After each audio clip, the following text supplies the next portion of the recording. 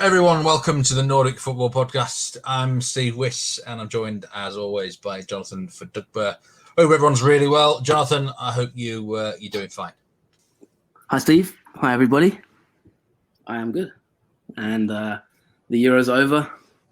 Life is sort of back to normal a little bit now, isn't it? And it's time to crack on with the Nordic Football Podcast. We've had a bit of a break, really, the last sort of month or so, haven't we, for the Euros? We've had a few episodes, but not our usual schedule. But now the summer break is over. We're ready to get back on it. And what better way to get started with some Champions League excitement, Steve?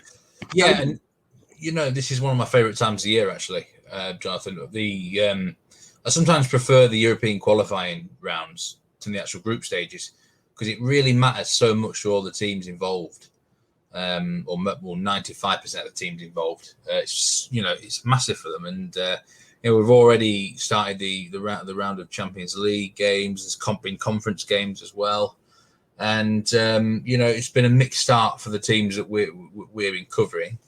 But I'm excited by the Champions League, the European rounds. I really want to see as many Scandinavian teams in the group stages as we possibly can. Yeah, 100%. And before we get into it, I suppose, we're a day after the Euros. Just before we get into the show, we got Champions League to come. Then we will dip into the sort of the results from this week. We'll have a little look at fantasy and things like that. And it's not going to be the longest episode this week. We also have a bonus episode potentially for you coming, which we'll talk about later in the week. But before we do get into it, Steve, just want to get your thoughts on the Euros. I mean, Italy, the champions, in terms of the Nordic regions, Sweden obviously made it the furthest. No, Denmark, made it the furthest, of course, in fairness to them. Made it all the way to semi-finals, and Sweden didn't do too badly either, got to the knockout rounds. What's the overall thoughts on the Euros? I mean, it's disappointment, I know, for both of us, England falling at the final hurdle, but what was your overall kind of perspective on it? Did you enjoy it? That kind of thing. Yeah, obviously I'm downbeat, as an England fan, and in the aftermath of it, I'm sure most of the listeners rejoicing that England didn't win it because we're the most hated nation in Europe, aren't we? So, in terms of the tournament, yes, I've enjoyed the tournament. There's been some great games. It's worked out better than I thought it would. I think probably in the future it needs to be in one or two countries as a base, and it's better that way. But and it's been good for the Scandinavian nations to do well. Shout out to Finland as well, who gave a very creditable account of themselves. I think it's the whole thing. I was dubious when they extended the Euros to more teams, but it gives more teams a chance to qualify. It makes the qualifying more viable and exciting, and gives them more hope. And then I think the third place thing in the groups can be complicated, but again, it adds probably to the excitement and drama, doesn't it? So I think it's a good tournament. I liked how the teams approached it. It was pretty attack minded. There weren't many really negative stuff like that. So I think it was a cracking tournament, really. And Italy, I think right from the first game looked good, didn't they? So worthy champion. Yeah, 100%. I really enjoyed the tournament, and I think it's just one of those things where I'll be honest, I didn't think it would be the best of tournaments. I thought that there was a lot of fatigue maybe after the COVID season and all that kind of thing. And you kind of think to yourself, well, will the players be up for it? Will they be exhausted? But I really thought that the level was really high. I think we owe the players kind of a round of applause. They've really exerted their bodies, haven't they, over the last sort of 12 to 18 months with the backlog of games, playing with no fans, things like that. So I really thought they put on a great spectacle. It was a great tournament, great final. Shame England in terms of the scenes at the end with the fans rushing the stadium and all that kind of thing. But I guess that's not everything can go right. And like you said, some of the scheduling, things like that wasn't maybe 100%. But all in all, I thought it was a fantastic tournament. I think the average amount of goals was something in the 2.82 region, 2.89, something like that. So it was full of goals, the tournament, and all in all, I don't know what you listeners thought, but I thought the Nordic countries also gave themselves a very good account, of course, with Denmark, and we may be bringing you some more Denmark in the coming weeks. So keep an eye on that. The new season starts this week, and we may have some news. Keep an eye on our Twitter @NordicFootPod. We may have some news for you guys if you're into Denmark. But for this week, it is our usual repertoire, isn't it, Steve? It's Norway and Sweden, and let's get into the Champions League then. I mean, there's been a couple of games for our teams. We've got the champions of Norway, Bodo Glimt, and we've got the champions of Sweden, Malmo FF. Where do you want to start with this one, Steve? Because last week we had the first leg of games, and for the qualifiers. Yeah, well, I suppose we might as well start with the Bodo Glimt match because it was a bit more exciting. But the final score: Bodo Glimt 2, Lechia Warsaw 3. And when this draw came out, we had quite a few sort of Lechia fans tweeting at the NFP account, or myself, or you.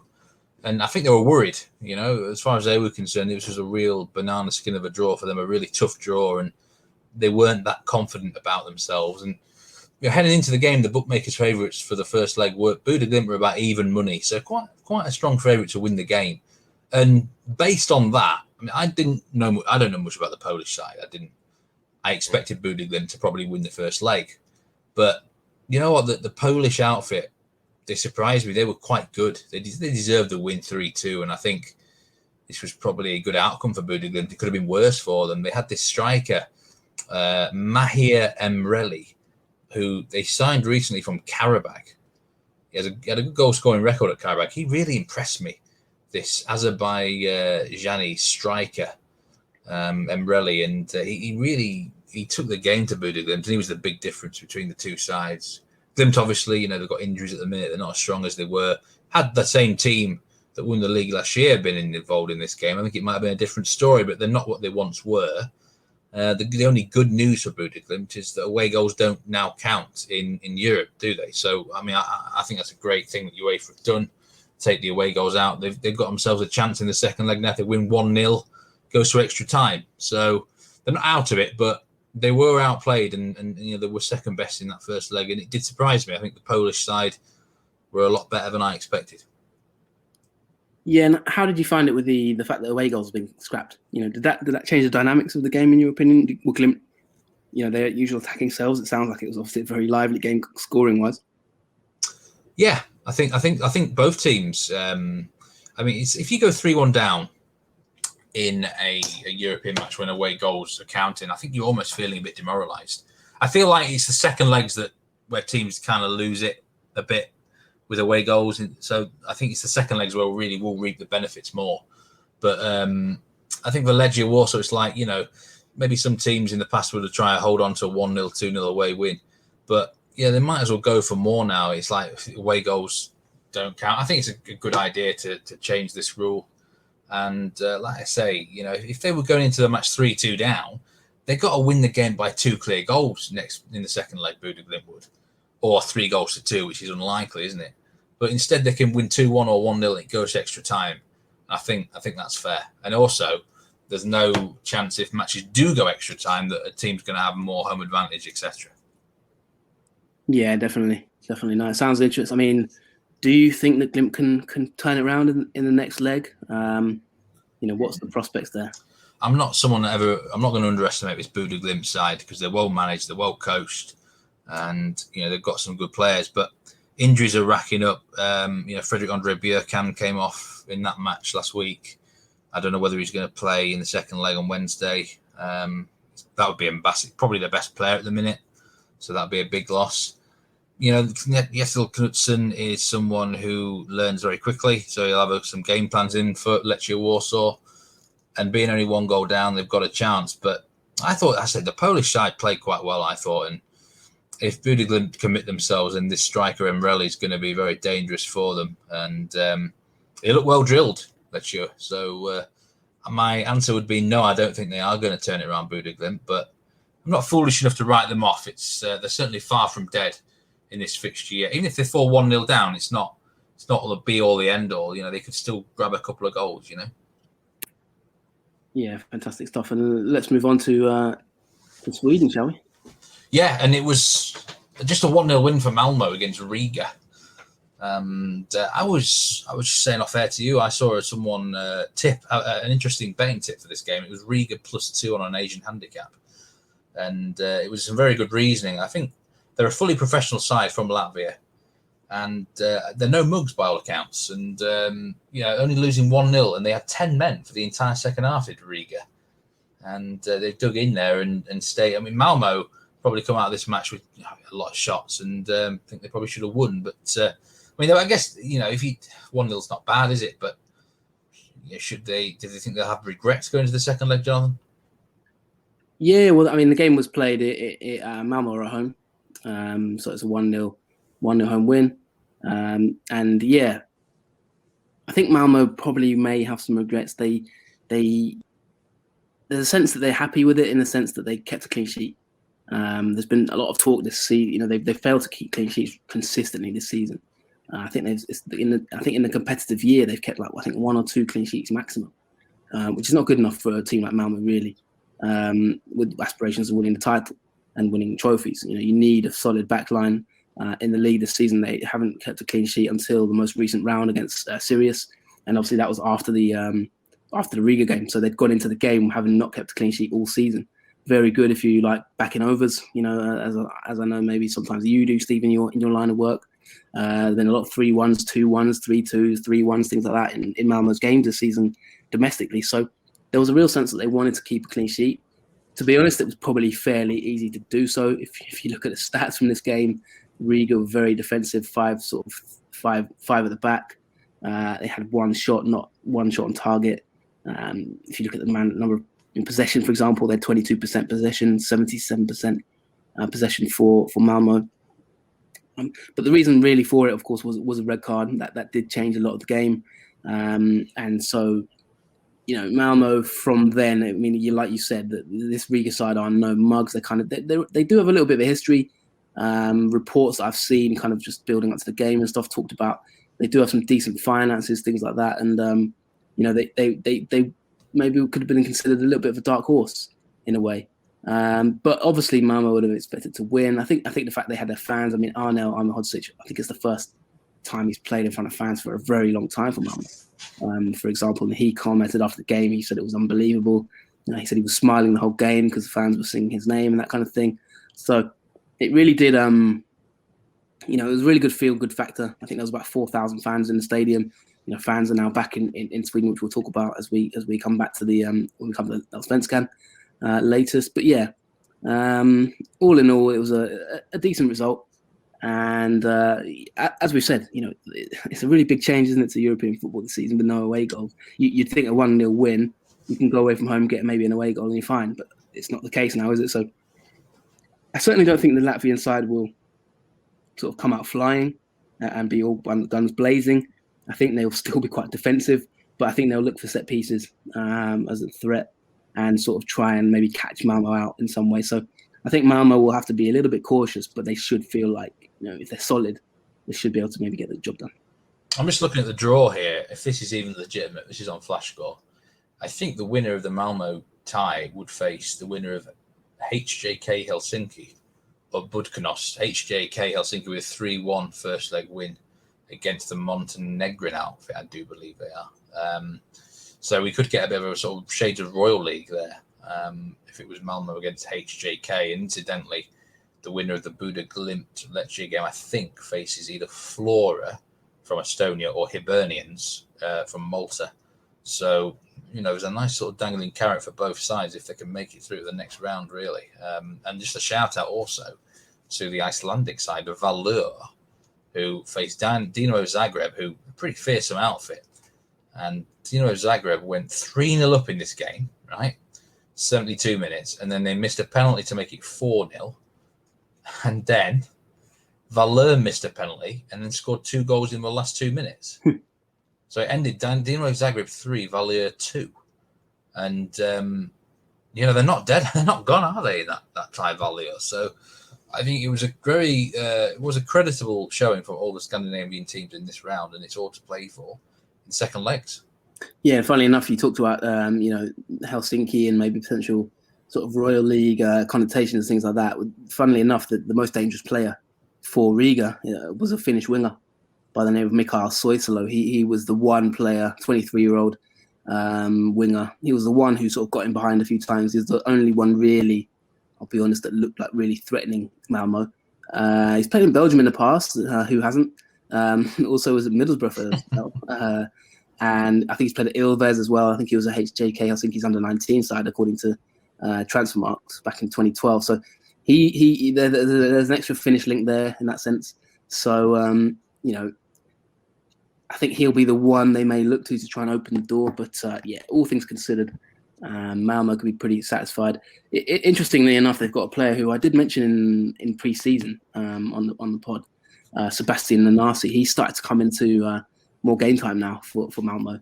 He's a 19-year-old, and he's looked quite lively in recent matches. You know, against Sirius as well. He was he had quite a good game, and he's a one who may sort of show a bit of liveliness, a bit of versatility in the attack for Malmo. Also, Berman Savic, we've talked about him before on the pod, but he came on. So he's been criticised basically a couple of times in the last few weeks, and so he's been in and out of the team. But he's shown glimpses that he can make a difference, and so he'll be wanting to impress Jon Dahl Tomasson, because there's been a bit of imbalance in Malmo's team in this season. I think, to be honest, they haven't really quite got the balance right between attack and defence, and so a lot of those sort of players are playing for their places in the team. So Nanasi's come in, 19 years old. Keep an eye out for him if you're watching the game. He should be definitely one to keep an eye on. So I think Malmo should have enough. I think they'd be very disappointed if they were to throw it away from now, but we shall see. Yeah, best of luck to all of the teams in the second leg of the Champions League, and of course anyone in the conference playoffs as well. A lot of Faroe Island teams are involved there, some Icelandic teams as well.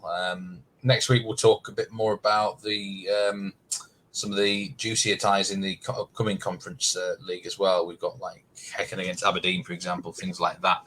But I suppose let's go to the Allsvenksan now, Jonathan, because it has returned after its Euro break and had a couple of rounds. And what have you made of it so far since its return? Yeah, it's been good to be back. I'm not going to lie, I completely forgot to do my fantasy team, so haven't checked the league. I'm a little bit concerned about how my team's done, because there's a couple of players who've been flying, and I'm pretty sure I don't have them in my team. You know, we're talking about Malmo here. Antonio Kolak's been on fire in the last few weeks. He bagged one against Sirius. They battered Sirius 4-0. Even also in the game against Norrköping, they lost that game 3-2 beginning of July, but he still scored 2 goals. So Kolak started to come good now. You might remember, Steve, in pre-season we talked about him, and I mentioned how he had said he's going to outshine Marek Hamzik. Well, I think you could argue he's done that already. Case closed, because although it was quite big talk at the time, Marek Hamzik's nowhere to be seen now. He's moved off to Turkey. So Kolak's definitely outscored him, that's for sure. So fair play to him. You know, he called it, and he was Billy Big Balls, and he sort of proved himself right to a certain extent. He started to come good. He's looking quite lively. There's been a few interesting rounds. I think Norrköping beating Malmo was quite a big shock. It was a game with fans. It was really exciting. It was the first game back, and it was a really nice sort of match to sort of kick things off with fans. I think we're sort of capped at a certain percentage of either 3,000 or a certain percentage of the audience can watch games. So there's been certain discrepancies between the attendances. It's not like a fixed limit necessarily, but there's been some lively games. Hacken, who we will talk about in a minute, I guess. Yeah, I watched the game this evening against Kalmar. They've picked up back-to-back wins since the break. So, their new manager, things are sort of starting to slowly turn around there. They picked up a very creditable 2-1 win against AIK last week, and then they've now followed that up with a really good, solid sort of 3-2 away win at Kalmar. Really played a sort of a fierce counter-attacking game, and that sort of paid off. So, yeah, it's been quite lively. I mean, I think the other, probably, if we were naming one other game, if I was just picking them out at random, Hammarby with their new manager battered Degerfors 5-1. So that was a really lively game. So yeah, it's back. It's been nice to see games and fans back. I think fans back has been massive, to be honest. I think there was about 12,000 at the AIK Varberg game just this weekend, just gone, and it just really adds to the atmosphere. So it's been nice to be back. We're just getting into the swing of things now, of course, and gradually, now the Euros are out of the way, we can kind of really focus on it, can't we? Yeah, well, let's just talk about this Kalmar Hacken game that you had a close eye on. And Hacken, they still don't have the phrase clean sheet in their armoury for this season, but they've won 3 games in a row now against the Kalmar side. They've been doing quite well this year, and that's an important win. Hacken now into the sort of the mid-table vicinity and a bit more comfort, and finally starting to click, and the goals have come for them. Yeah, it was a really good game. A very classic game in terms of counter attack versus possession. You know, Kalmar were the team sort of trying to play the football, and I mean, I'm not saying Hacken weren't playing football. They actually played some nice stuff, to be honest. But we know what Hacken are like. They're very direct side. They're very kind of in your face, and they went for the counter attacking game, and it kind of paid off. You know, they hit them on the counter a few times. Patrick Wallermark scored a really quite lovely counter attacking goal. To win the game basically. So it was end to end. You know, there's chances at both ends. It was definitely a game where you knew it was going to be goals. Just from the flow of the match, there was about 2,800 fans in the stadium, Kalmar fans. Martin Olsen, you might remember him, former Premier League player. He scored. He opened the scoring with a left-footed free kick. It was a low free kick into the bottom corner, very nicely taken, and then Kalmar equalised with a lovely goal, by the way, from Oliver Berg. It was a nice little build-up play. Ali Yusuf, who started to look quite good for Hacken. You know, he's coming into the team more and more now, the youngster. He scored, and then it was back up the other end, and Kalmar scored with a sort of from a set piece, stem up, flicked in a shot, directed it home from a header. And then obviously we had the counter-attacking goal from Wallermark to win the match. Henrik Rydström came out after the game, and he was very... he's quite a spiky character, Henrik Rydström. He's an interesting one. He's a quite a funny.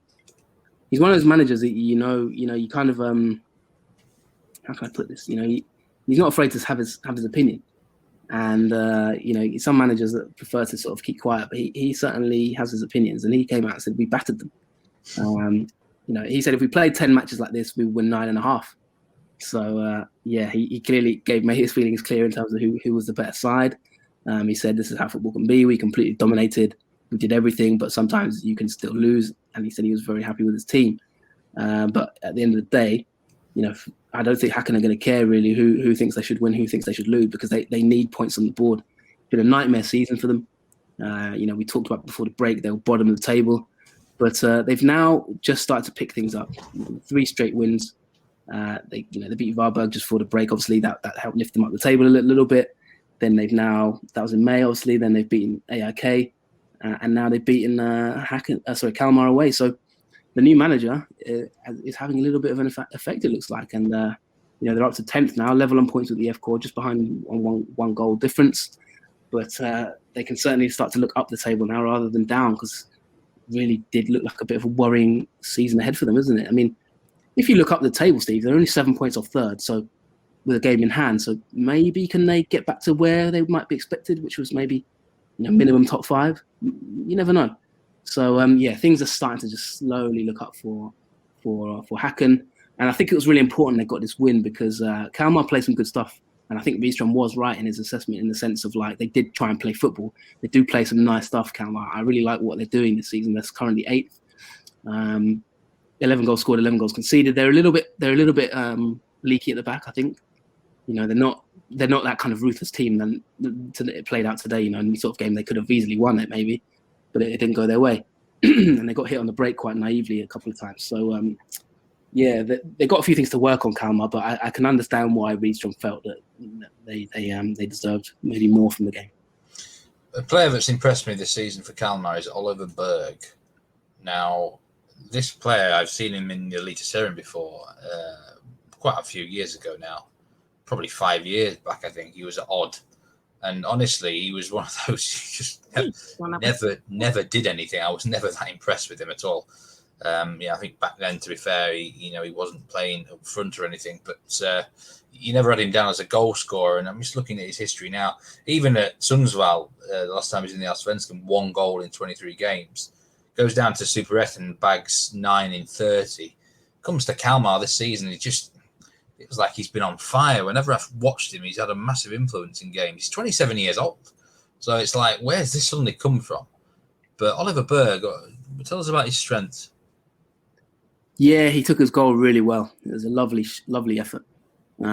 He's a strange player, really, Berg. Yeah, like you say, he seems to sort of... I always think he's not younger than he is, because he seems to have sort of be quite new on the scene. But like you say, he kind of... One of them, he just floated around for quite a long time, and you kind of feel to yourself like he's been there forever to a certain extent. I think he's been doing well this season. He does have ability. I think it's never really been quite realised. think he's had a kind of positional shift this season. He's played a little bit more advanced role this season. You know, I have him down as a sort of secondary A mid, and traditionally I kind of thought he's a bit more of a natural central midfielder. But he has been getting into advanced positions this season, and that showed in the goal.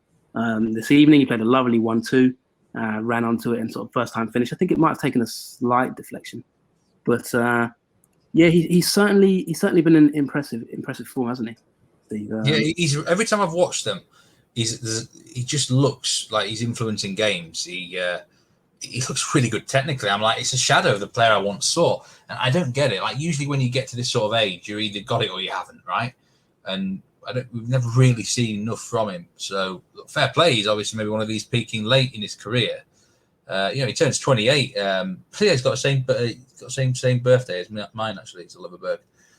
Ironic stat, but you know, fair play to him. He's doing really well, and he's certainly helped Kalmar this season. But you know, Kalmar are sort of in this position of becoming inconsistent again, aren't they? When we kind of they often tease us, don't they, with some good performances, and then it's. Yeah, I mean, the thing with Berg is, I mean, he like you said, he played 90 odd games for Odd, and then when he went to some players, you know, they dip down a level and they kind of find their level, and then they get the confidence, don't they? You know, last season for GIF Sundsvall, he played 30 games, 9 goals, 6 assists. And really, he's just taken that form on. You know, Kalmar picked him up. I think it's a smart signing. You know, they got him on the back of that good form. They played him now. And he's got 10 appearances, 4 goals, 3 assists, which for Allsvenksan level is kind of like, you know, as good as he's ever done, to be honest. You know, he had a spell at Dalkurd, but never really been prominent figure in Allsvenksan. But this season, he started to just look a bit more solid. And I think he's just getting older with a bit of experience. And you know, he didn't start the season in the team, for example. Rydström had him on the bench for the first game of the season, for example. But he came on because of an injury to Jonathan Ring. And since then, he's just kind of really kind of started to establish himself and make that position his own. So yeah, he's had a good influence. But I think this game, Patrick Wallmark was the man. He was the one who got the winning goal, and he's an exciting player. And one other player I just wanted to talk about before we move on from Hacken. Gustav Berggren. I think he's a player I remember when I was out in Gothenburg. He never really, I liked him, but I never thought he was going to be a player who had a massive career, if that makes sense. You know, I thought he was just a decent, solid midfielder, but he wasn't someone I thought, oh, he'll definitely go on. He's taken a bit of time, I think, to sort of grow and mature. He's sort of 23, 24 now, sort of a central midfielder, good feet. And there's a lot of rumours at the moment, basically, Steve. The reason I'm mentioning this, he got 2 assists this evening, and there's a lot of rumours that he's going to be off to Germany. Darmstadt have reported he had a bid turned down. So we may not be seeing Gustav Berggren much in the league for much longer, but you know, he's really started to mature in a good way. There was other players mentioned at the beginning of the season to look out for, the likes of Wallmark, the likes of Tobias Heinz, the likes of Benny Traore. But really, Berggren's been a really consistent, solid player in that midfield, at the base of that midfield for Berggren, a bit like Rice and Phillips. He kind of just sits there with Friberg. And those two kind of like just sit in that midfield, and Berggren's more of a distributor. And he's attracted attention from Germany now, so we might not see him for too much longer in Sweden. He's been very good. Trouble has just hit me here. My cat has come up to basically try and distract me. And we know he has a history in these podcasts, Jonathan, of causing ructions. So, yeah, he's come to say hello. But whilst you were watching... Cat's out of the bag. Whilst you were watching this game, I actually had my eye on the other match, Halmstad against Djurgården. The main reason is because I captained Witry, and I was basically just hoping they'd keep the clean sheet. Djurgården. It ended 0-0, and do you know what? It reminded me of how difficult 4-4-2 can be to play against sometimes as defensive. And Djurgården just couldn't find a way to really break Halmstad down. They were very, very poor, actually. In fact, they even gave up 57% of the ball in the first half to Halmstad. So, this was a match which deserved to end a draw, and I think Djurgården needed a bit more of a creative spark and a plan B and a plan C in this game. But if they can find a way to get themselves some goals, they could win this title, I think, because they look rock solid defensively. It's just the lack of goals sometimes for Djurgården. Yeah, they've got the best defensive record in the league, only 6 conceded in 10 games. They're 2 points behind Malmo with a game in hand. So, they're definitely in this title race. They definitely, like you say, they're a solid customer. They're not going to give many goals away. There's been a little bit of fan discontent in recent weeks about exactly what you just said there. Just that lack of kind of maybe cutting edge at times. They're not bad, but in recent weeks, 3 of the last 4 games have been draws in Allsvenksan, and 2 of them have been scoreless. They failed to score against EF just before the break. Obviously, they battered Örebro fairly comfortably. Örebro, quite a poor team in my opinion this season. But then again, Halmstad, they failed to break them down. So, yeah, they are. You can also look back a bit further, losing to Degerfors. So they're kind of dropping points at teams that you kind of expect them to win, and then they beat teams that you think will be a bit more even. They beat Malmo, they beat Norrköping, they beat Elfsborg away, which is no easy place to go to at recent times. So they're a bit of a strange team, Jurgen. I definitely agree with you. I think they can challenge and potentially even win the league if they can sort that out, get a few more goals. But there's been a bit of a, manager's been criticised. There's players he's leaving on the bench, for example, that fans feel that should be starting, that kind of thing, in offensive areas. So it's sort of team selection he's being criticised for. A little bit like Southgate, maybe you could say. In that sense, he's got a lot of attacking options that he's maybe not utilising. But no, with Jurgen, they're going to be solid. The only concern, like you say, Captain Witchery, and I know a lot of listeners will have Witchery in their fantasy team. I don't think I do, actually, but Witchery may be off in this summer. There's been a lot of rumours about him, and I'll be shocked if he's there past this summer, because he is, in my opinion, he's probably pound for pound the best player in Allsvenskan. But it's a game plan. You can clearly see your game plan is give the ball to Witchery. He gets in some great positions, and he puts in some fantastic crosses, to be fair to him. And he's sometimes in scoring positions as well. But Halmstad, what they did, they positioned themselves so well in the box that, you can put as good a cross as you wanted. If they're defending the crosses well, you're not going to get any joy. And Halmstad are one of the most boring sides to watch in terms of goals. Lowest average goals per game in the league, 1.7. 8 out of 10 games have ended under 2.5 goals. You're not going to be getting too much entertainment out of Halmstad, but it's their clear strategy to, that's how they see themselves to survive this season, to grind out every single point. And that 4-4-2 system, like I said, can be pretty difficult to break down, Yeah, you're spot on. And, they've had 3 of the last 4 games have been draws. And I think the thing that you identified there, Steve, that they will not care. If they survive in this league from draws, they'll take it all day long. And what I've liked about the Allsvenskan this season so far, especially before the break, obviously, we're getting back into it now, but what I've really enjoyed is these tactical battles, because you get sort of 4-4-2, Atletico Madrid style teams now. And then you've also got, which is traditional really for Sweden, isn't it? That's how they played at the Euros. That's how they traditionally have played quite historically for quite a number of years. But then you get these fluid teams playing sort of 5-3-2s and 3-4-3s and things like that. And every week we seem to have a sort of a formational clash. Do you know what I mean? You had Kalmar today playing a kind of trying to play that 3-4-3 type system versus Hacken's more sort of direct 4-2-3-1 counter. So you got different challenges when you go to different places. And Halmstad, they know what they want to be. They want to be 2 ranks of 4. They want to be as solid as possible. They have played a 5 at times, but in games to try and be even more solid defensively. But as you said there, Steve, they just want to rack up as many points as they can to get survival. And so far, they're not doing too bad a job of it. One team I do want to touch on before we maybe wrap up this section, though, Sirius are in a bit of a nightmare.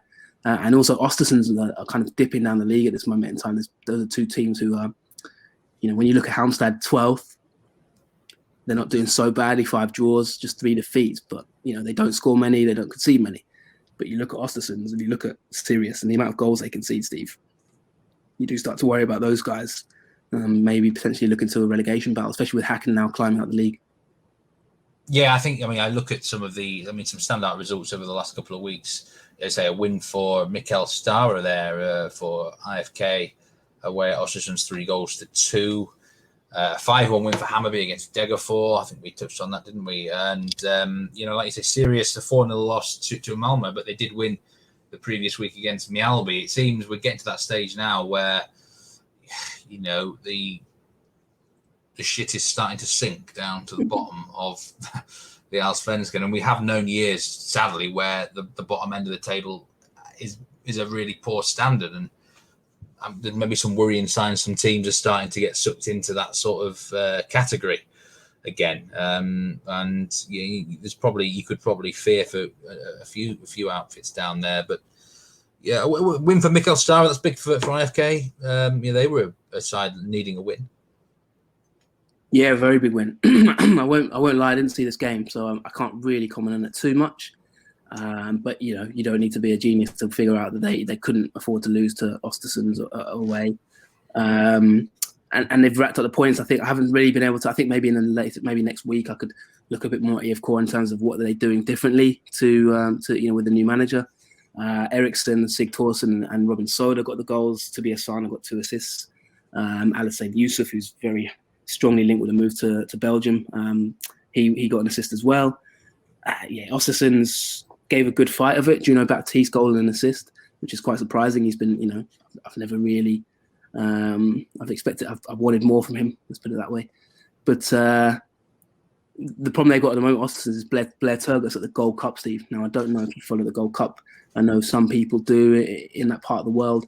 It's kind of like the CONCACAF equivalent of the Euros, and he's off playing for Jamaica, and he's their main man. He's a massive, important figure in their team, Östersunds. And with the transfer embargo and the ban till 2022, they can't afford to have players like him not being available. They've also had a couple of players announced this week that they're either going to see out their contracts or they're leaving. So the squad's just getting thinner and thinner. And now they're in that 14th place, aren't they? They're in that relegation playoff spot now. 14 goals scored, 14 goals conceded.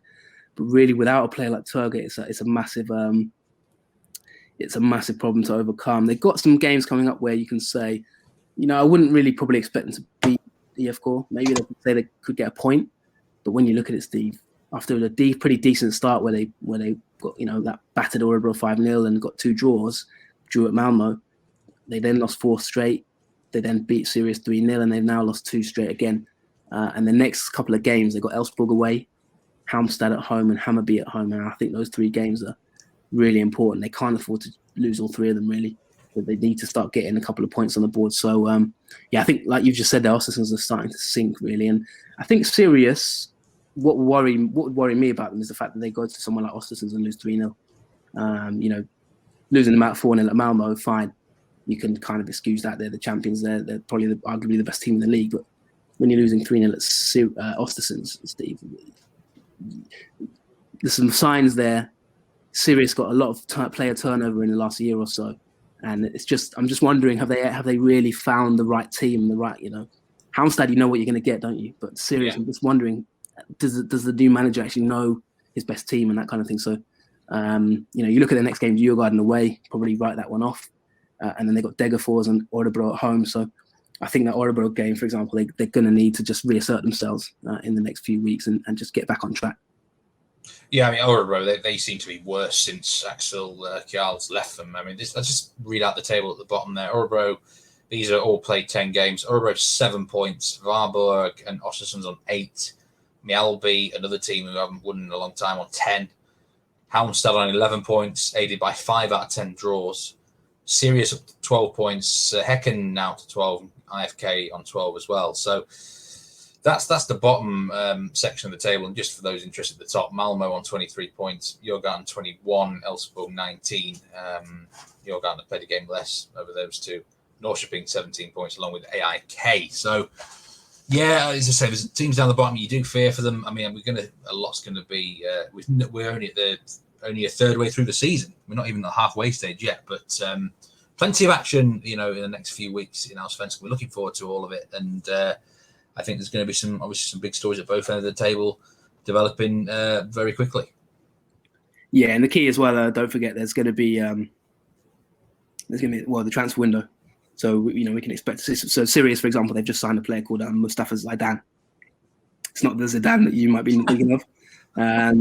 But he was a youth player at Aston Villa. But I don't think he's quite on Zinedine's level. But there's going to be players sort of coming in now, players leaving. So this next month or so is really, it's always this way, isn't it, Steve? This is why we enjoy this league. The summer months, now we've got the Euros out of the way. This is when the meat of the season really comes in. You get this next 3-4 weeks, everything starts to settle down. Players start to move on, players start to come in, and that's when we really will know will Malmo be in the Champions League, for example? Will Sirius pick up some players to help them rebound? What are Örebro going to do? They've been linked with a few players. They're going to need some players, really, because as you've just said there, they are looking like they're sinking.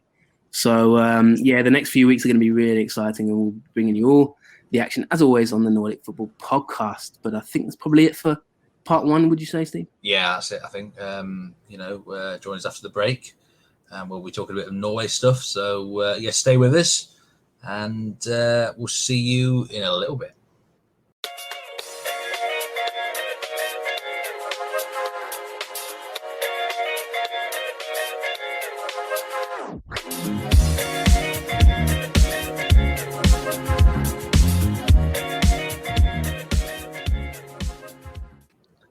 Welcome to part two of this episode of the Nordic Football Podcast. We are very close to a milestone, aren't we, Steve? A landmark milestone in this show.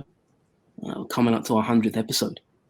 And in the next few weeks, we might have a few special guests for you to talk about that because, we are hitting some form. But before we get into that, Steve, Norway. Talk to me about Norway because there's been another round this week. The league is looking interesting. I saw a tweet from you where you basically said the league is done and dusted. Molde are champions and the league is toast. Now, I don't know if you still feel that way. I saw it, I'm not going to lie. And I just want to start there, really, because they are 5 points clear at the moment after 13 games played. All three of the top three teams have played 13.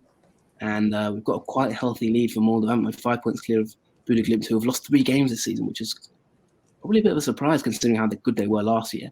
Let's start with the title race, Steve. What's your perspective on it? What were the results this weekend and how are you feeling? Yeah, I mean, I still think it's done, but there's some weird random shit going on in this league at the moment. I think it's difficult. It's unusual. I don't know whether it's because it's these, the amount of games that teams have played, some have played 13, some have played 10, 11, 12, whatever. But there's not many teams that seem to be able to get any consistency going at the moment. Molde are one of the few that have. They won 5 in a row. But then they randomly lost 1-0 away to Sarpsborg, which just came out of the blue completely, nowhere. There was no sign of it at all. And then, bam, it hit there. Bodo Glimt have gone off form, I think possibly due to injuries, this big target on their back. They're 5 points behind Molde, and they played the same amount of games, but it really feels like Molde are the team going in the right direction and Bodo Glimt are not. But, there'd be a chance for someone behind to take advantage. But Vålerenga keep, just as they did last season, they've drawn too many games, and draws ultimately are probably not going to be enough for you this year because Molde, they are winning a lot of games. But it's weird stuff. Rosenborg got a really poor run. You've got teams like Lillestrøm. If they won their 3 games in hand, Lillestrøm would only be 3 points behind Molde. I mean, I don't know for 1 minute saying Lillestrøm are a title contender or anything, but once these games in hand are done, I think we can start to look at the league table a bit more, clearly. But I think there's some weird stuff going on in Norway right now. I don't know whether it's because they've been playing through the Euros or whatnot, but I think there's a break coming up soon, a couple of 2-3 weeks, and I'm kind of looking forward to it. I mean, when you say you're looking forward to it, is that because games are quite unpredictable for you, or is it? Yeah, I've not felt so struggling to predict games in Norway for quite some time. Actually, there's teams that are normally reliable in certain situations have suddenly become unreliable. There seems to be a ridiculous amount of draws around the middle, especially 1-1 draws knocking around, which it's not usually a draw league. This one, the last 3 rounds, there's been 10 draws, that's a high number of draws for Norway. It's usually not a very high draw league. Like I say, it's either you win or you lose. There's not enough. There's not many teams that you can really be consistently relying upon. I mean, it seems to be very random amounts of results, and it's very strange goings on. The only thing consistent at the minute seems Brand can't win games and Stabæk can't win games. Apart from that, then everyone's sort of doing a bit of everything. Yeah, I mean, they're the bottom 2 teams in the league at this moment in time, Brand and Stabæk. We talked about Brand on the last show. So anyone wants to listen to that could maybe go back. We did a bit of talk about them. Steve, there's been an update in terms of Rosenborg, hasn't there? Because we talked about their manager and the problems around his comments, slightly controversial comments. It's been an update, hasn't there, since the last pod? There has, yeah. He I got to read. Will retire at the end of the season. He will not renew his contract. So Rosenborg again, looking for a new coach. I feel like it's been said a lot in the last few years. I think things have settled down since the announcement was made. A little bit. They've they played pretty well against Odd and only conceded a late goal. They beat Kristiansand 1-0, which is a pretty good win at the minute. They're I think struggling to find the right 11, the right blend of the starting 11 at the moment. But I think things are looking a little bit better for Rosenborg, but they're nowhere near the level they want to be at. They once again, they're going to be looking in, and they need to. There were strong links with them going in for Kjetil Knudsen at Bodo Glimt. I think that's the manager they want, and who would blame them? But I think Knudsen would rather either stay at Bodo Glimt or move somewhere out of the country, to better pastures as such. Yeah, and on the subject of managerial changes, there has been quite a few developments, hasn't there, in Norway in recent weeks? I mean, Stabæk. I mean, that is an interesting one, isn't it? Because there's a certain friend of the pod who has come back home, hasn't he, to a new role. We sort of, he was a very interesting guest, wasn't it? Do you want to tell the listeners who may not have heard that episode who I'm talking about and what's happened?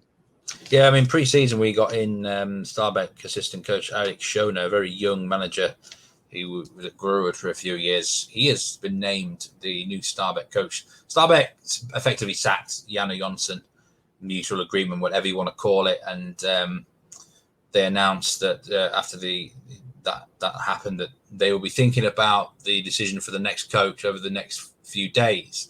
And Jonsson actually come out in an interview and he said, "I will eat my feet if the new manager announced is not Erik Schöne."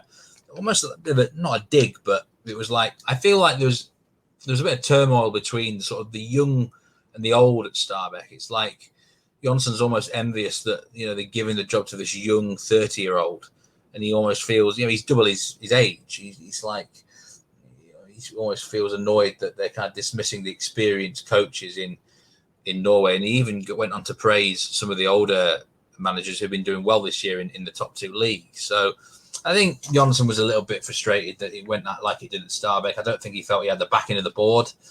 He said he wanted a striker for the last year or two, and they haven't been able to give him one.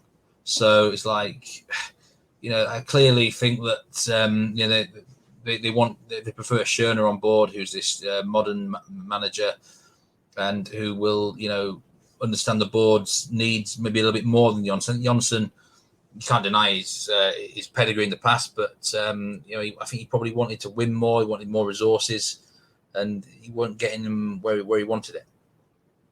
Yeah, and the other thing, I mean, Schöne, we called it on the pod, didn't we? I think you said you could see him at Stabæk in the future, didn't you? And it was a really fascinating interview. You could tell he was someone he's a young coach, isn't he? One of the youngest in the league, I think, in Norway in general. There was a sense, wasn't there, that he would probably get a top job, wasn't there?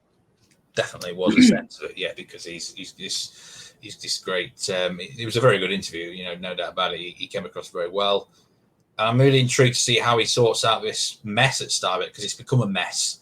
I was thinking, what can he do to get this team firing? Because there's nothing about them this year that's been positive for me. I look at teams sometimes with bad results and they've either been unlucky, or you can see often you look at a team that's struggling and you say, I know exactly what he's doing wrong here. This is what I would do if I was in charge. I look at Stabæk and I'm like, I'm not actually sure what I would do. And this is why I'm intrigued to see what Erik Schöne does, because I just think a lot of the players are not playing well. It's not maybe that they lack quality. It's just that no one's really played well this year for them, in apart from perhaps a couple. And he needs to get them out of this funk and performing better. Forget tactics, forget transfers and stuff for now. He's got to get this bunch of players playing at a better level, because we know they've got it in them. Yeah, and for anyone who hasn't heard that episode, if you want to go back and listen to it, and I definitely recommend it. It was a really insightful episode. I thought really insightful interview. Check it out on our archives. Go to Twitter at Nordic Football if you want to get our archives, or subscribe on iTunes, Spotify, wherever you get your podcast from. And it was a recent episode, wasn't it, Steve? So should be easy to find. But yeah, just shortly, just briefly, Steve, do you think he can do the job? Do you think they're only 4 points off 14th, and they're 4 points off safety as well, 13th? Do you think he can do it in such a new role for him? Do you think they can get out of it? Yeah, for those interested in that interview, it was season 5, episode number 7, entitled Super League in Sweden plus Allsvenksan exclusive interview. So check back for that one. Do I think? I don't know. It's just there's a long way to go. I'm sure he maybe will want to bring in some players of himself. I think he's going to have plenty of ideas. I'll say that he's not a man that's going to lack ideas. And one thing I remember from that interview is like, I don't have one set style. He says he's going to adapt to different teams, to different matches. So I think we're going to see lots of different variations of Stabæk. The defence does worry me. To be honest, that's probably the thing I would start with if it was me. They'd somehow try and make themselves just difficult to beat or difficult to score on. But I don't know. There's starting to be a few points adrift at the bottom. I think one thing I will say is that I know the likes of Sandefjord, Mjøndalen have done reasonably well this year, better than we thought they would. But they still might slide down the table. So it's Tromsø is starting to slide now as well. So if they can get a few wins on the board, they've got every chance. He's just got to. If I had to gun to my head, I think they're probably going down at this point. I just feel like they're in a real funk at the minute. But it wouldn't surprise me if he managed to turn things around either. It's a really difficult one. Stabæk been so hard to predict for 2 or 3 years anyway. They're anyone's guess. Yeah, we wish Erik Schön all the best, because I really enjoyed that episode, like you said, and anyone hasn't listened to it, I think it's in part 2. We posted on Twitter the exact minute, but I think it starts around 40 minutes or so. So go back and listen to that, because he's a manager that we probably thought we would be hearing more about in the future, and it's come to pass probably maybe quicker than we expected. But I certainly think he's a manager that we're going to hear more about in the future. So best of luck to Erik Schön there, and we will be keeping an eye on him, maybe even getting back on the show, who knows.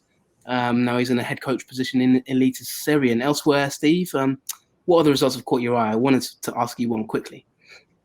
Put you on a bit of a spot. I remember you said that Brann would get something against Kristiansand.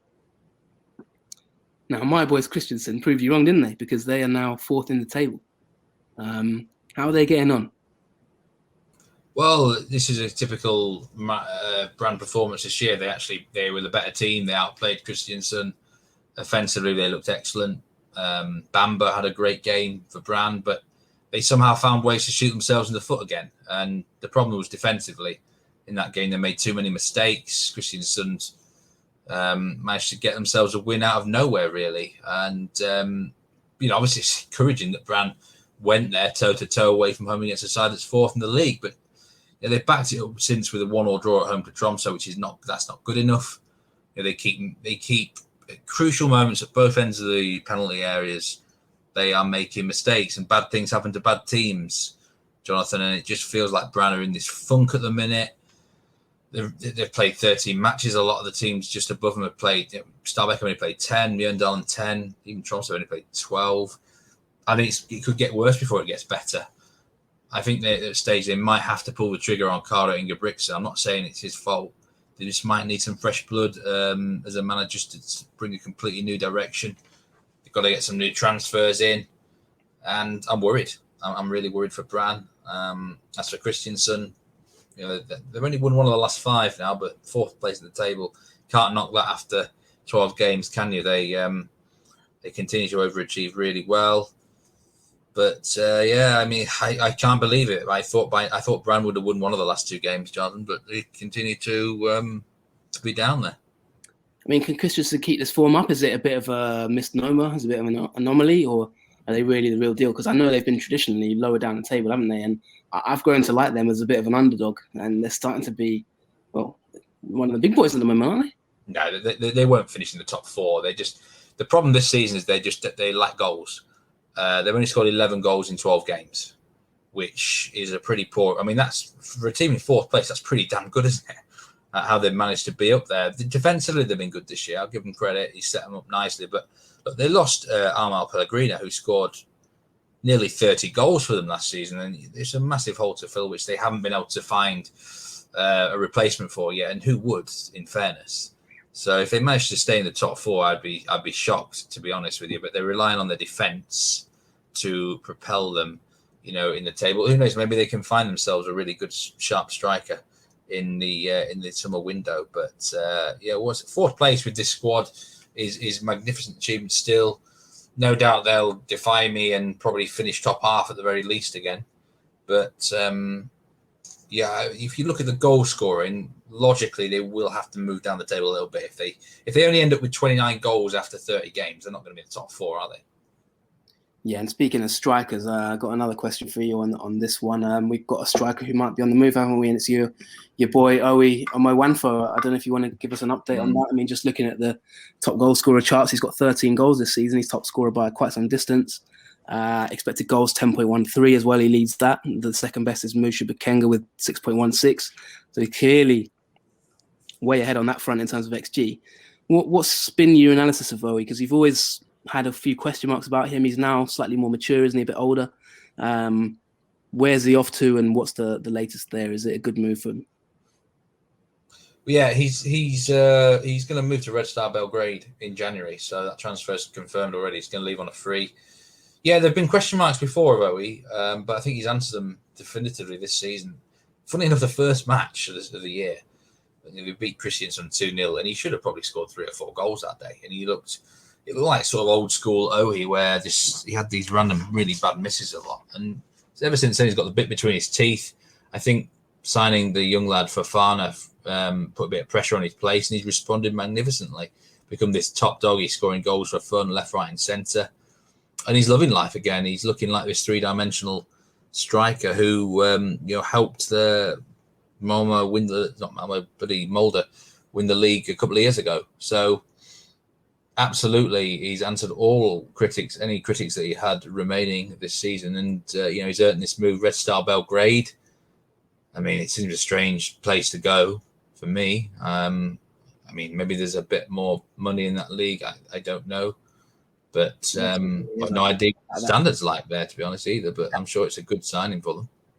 How's he come on, though, in your opinion? In a word. Yeah, mentally, I think is the big difference for Owi. He's I've noticed his positions are a lot better this season. He's finding himself in spots to score goals.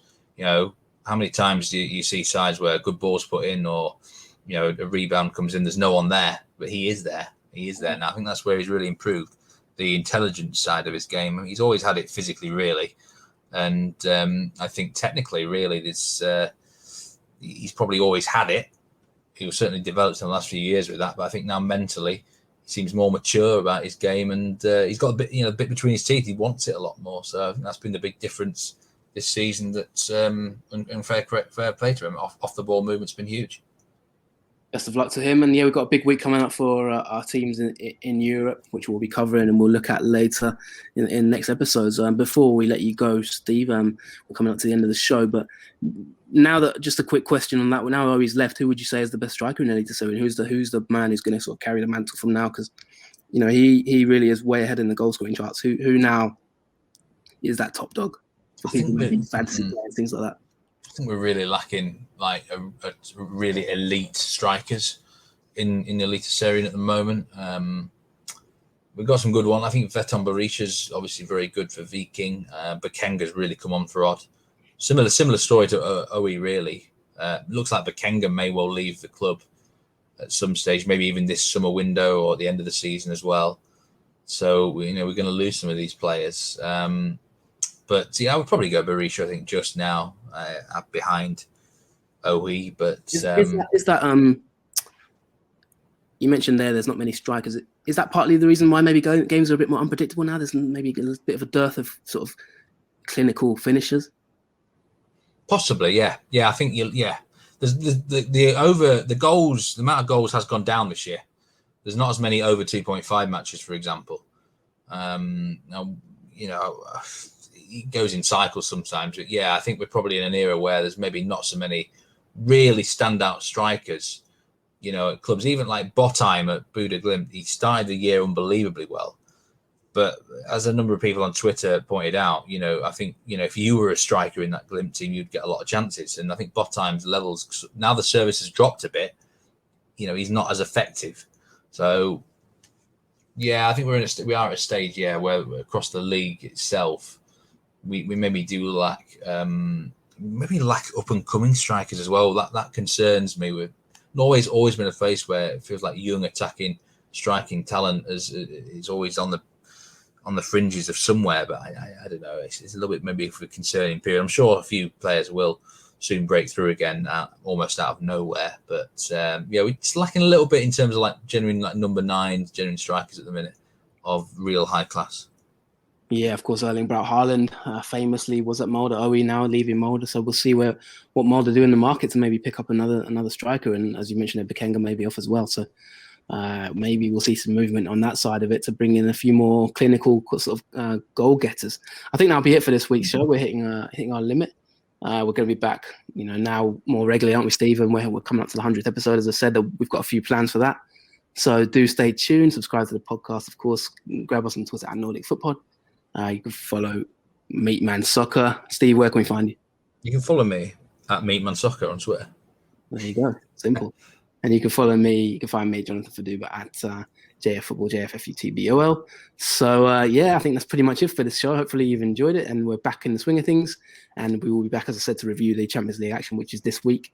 And good luck to the teams who are involved. Good luck to Malmo. Good luck to Bodo Glimt. And we will be sort of looking at the Conference League next week as well. This new championship tournament. Who thought that there'd be another one? But we will be looking at that in the weeks to come. So that's about it from me, Steve, isn't it? And yourself. Yeah, take care, everyone. Stay safe. Thanks for listening, as always. Any questions, always feel free to get in touch with us. We'll see you next time. Goodbye. Thanks very much, everyone. Take care.